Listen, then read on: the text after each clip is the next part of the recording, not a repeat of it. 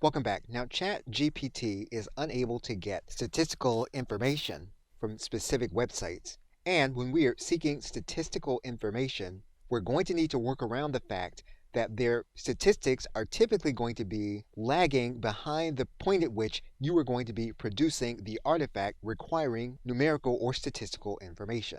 If you are willing to abide by the terms of service and to cite the authors, you can use websites such as Statista. And in some cases, some of the statistical information is available for use in your projects without having a paid account. And depending on your topic, you are going to see a considerable amount of information that you may find useful in your sales presentation.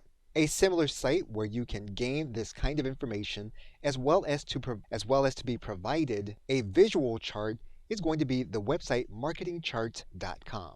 And again, depending on your topic, you will be able to find updated information that you can use in your sales presentation along with the visual chart to make the point inside of your content.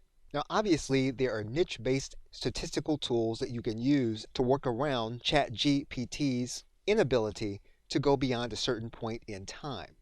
So you will want to make sure that you have updated statistics with sites like the two that were mentioned, as well as similar sites. Okay, so with that, thanks, and I will see you in another video.